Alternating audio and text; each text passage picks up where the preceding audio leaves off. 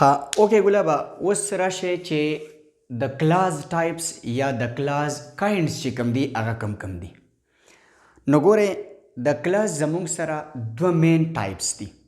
ټیک ده، یو ته مونږ وایو پرنسپل کلاس او بل ته مونږ وایو سبارډینیټ کلاس. د پرنسپل کلاس ته انډیپندنٹ کلاس ورته هم وایي، مین کلاس ورته هم وایي، او سبارډینیټ کلاس چې دی ته ډیپندنٹ کلاس ورته هم وایي. ټیک شو؟ اوس وکې دی پرنسپل کلاس چې دی دا څه ته وایي؟ پرنسپل کلاس یا انډیپندنٹ کلاس یا مین کلاس دا مونږ هغې کلاس ته وایو چې دی د بل کلاس نه بغیر پوره معنی ورکولی شي. یعنی کو دی ته په سنټنس کې د دې بل یو کلاس نه راجدا کو نو دی یوازې هم پوره معنی ورکولی شي، پوره مطلب ورکولی شي. نو دی انډیپندنٹ دی، دی یوازې هم خپل کار کولی شي، دی یوازې هم خپله معنی ورکولی شي، د ده په چا باندې انحصار نشته دی. نو په دې وجه دې ته موږ څه وایو؟ پرنسپل کلاس ورته وایو، یا انډیپندنٹ کلاس ورته وایو، یا ورته مین کلاس وایو. ټیک ده؟ خو سبارډینیټ کلاس چې دی دا هغه کلاس دی چې دی یوازې معنی نشي ورکولی، دی د بل کلاس نه بغیر پوره معنی نشي ورکولی، د بل کلاس نه بغیر دی کمپلیټ مینینګ نشي ورکولی. یعنی د دو انحصار په چا باندې دی؟ په دې پرنسپل کلاس باندې دی. د ده انحصار دی ډیپندنٹ دی په بل یو کلاس باندې د پوره معنی ورکولو دپاره. مطلب دا دی چې دی کو تا د سنټنس کې د بل یو کلاس نه راجدا کو نو دی بیا یوازې پوره معنی نشي ورکولی. د ده هغه معنی یي خو هغه معنی کمپلیټ نه یي، مکمل نه یي. نو په دې وجه باندې دې ته مونږ سبارډینیټ کلاس ورته وایو یا ورته ډیپندنٹ کلاس وایو، ځکه چې د ده ډیپندنس، د ده انحصار چې دی هغه په بل یو کلاس باندې یي. په دې باندې پوه شوئ؟ پرنسپل کلاس هغه دی چې دی یوازې هم پوره معنی ورکولی شي کو دی ته په سنټنس کې د بل یو کلاس نه راجدا کو، او سبارډینیټ کلاس چې دی نو دی یوازې پوره معنی نشي ورکولی، د ده انحصار په بل یو کلاس باندې، دی ډیپندنٹ یي په بل کلاس باندې پوره معنی ورکولو دپاره. نو کو دی ته راجدا کو دی بیا یوازې معنی نشي ورکولی. لکه د مثال په طور باندې تاسو دې خوا وګورئ، اوس به بالکل صحیح په دې باندې پوه شئ. ګورئ زه وایم when he came to college یا when he entered into college، چې کله هغه کالج ته راغی، کله چې هغه کالج ته راننوتو نو مخې ته څه چلو شو؟ معنی دی ورکي تاسو ورته وګورئ when he came to college، کله چې هغه کالج ته راغی نو څه چل وشو مخې ته. ټیک ده؟ یا when he entered into the college، کله چې هغه کالج ته رادننه شو نو نور څه وشو مخې ته. خیال دی دا معنی ورکي دی خو پوره معنی نه ده. اوس دې ته وکې دی The students were playing cricket.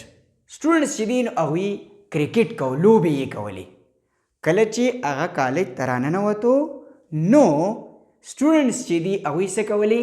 هغوی لوبې کولې، کرکټ یې کو، کلاسونه یې نه اخیستو، لوبې یې کولې، کرکټ یې کو.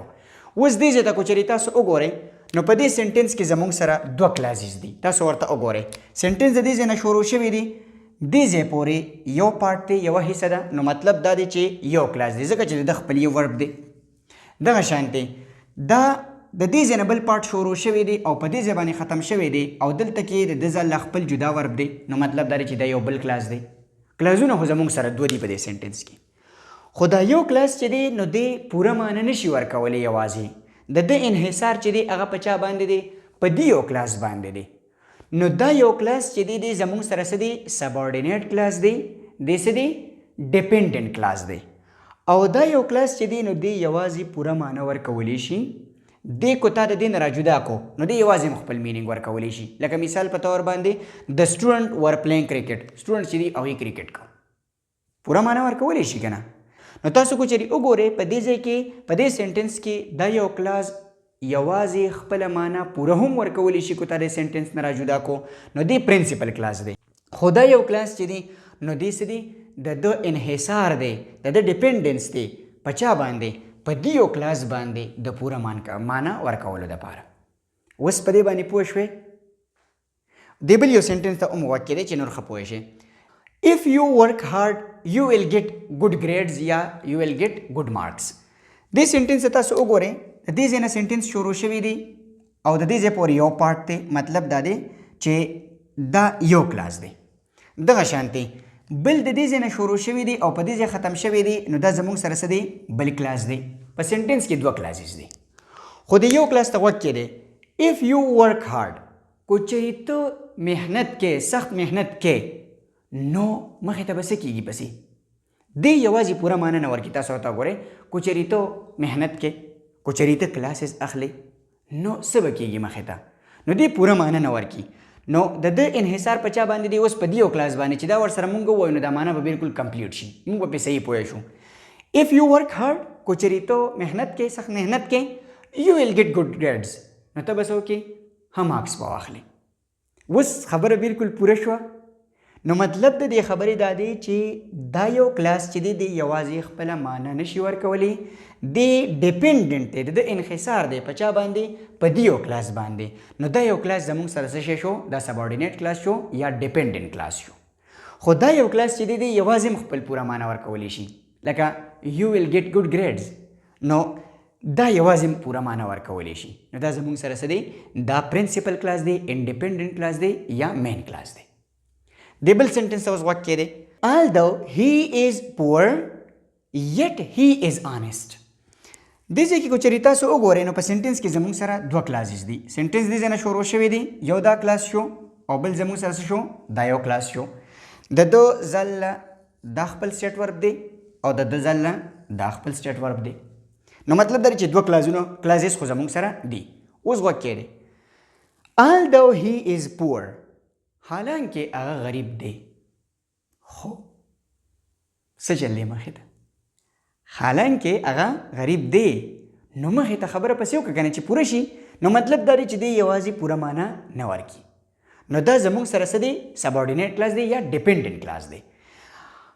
یټ هی از آنیسټ خو بیا هم هغه څه دی لکه بیا هم هغه ایماندار دی نو ګورې دی یوازې پوره معنی نشي ورکولی د معنی انحصار په چا باندې دی په دیو باندې دی نو دا یو زموږ سره څه شی شو دا دی ډیپینډنټ کلاس یا سبارډینیټ کلاس او دا دی انډیپینډنټ کلاس یا پرنسپل کلاس په دې باندې اوس پوه شوې چې انډیپینډنټ کلاس او ډیپینډنټ کلاس چې دی دا څه ته وایي کو چېرې تاسو په انډیپینډنټ کلاس او په ډیپینډنټ کلاس باندې یا په پرنسپل کلاس او سبارډینیټ کلاس باندې پوه شوئ نو بیا ټایپس اف سنټنسز د سټرکچر په لحاظ سره هغه بالکل ایزی دي سمپل دي ځکه چې پای کې به مونږ بار بار دا خبره کوو که ستاسو په مایند کې څه کوېسچن وي نو تاسو تپوس وکړئ ښه ګورې ګلاب یو پوینټ چې دی هغه په خپل مایند کې د دې سره کېدی چې کله په سنټنس کې څه راغی وین راغی اف راغی although راغی though راغی whenever راغی نو پوه شئ چې دا به زموږ سره بیا څه دا به سبارډینیټ کلاسز وي دا د ځان سره چې په ذهن کې لږ غونډه کې کېدی او یا یو کار وکړئ سبارډینیټیو کنجنکشنز چې دي هغه هم یاد کړئ ورسره نو تاسو ته بس د هغې نه به ډایرکټ پته لګي چې دا زموږ سره سبارډینیټ کلاس دی که چېرې تاسو په دې باندې پوه شوي یې ستاسو په مایند کې څه کوېسچن ني نو چې ټایپس اف سنټنسز د سټرکچر په لحاظ سره هغه شروع کړو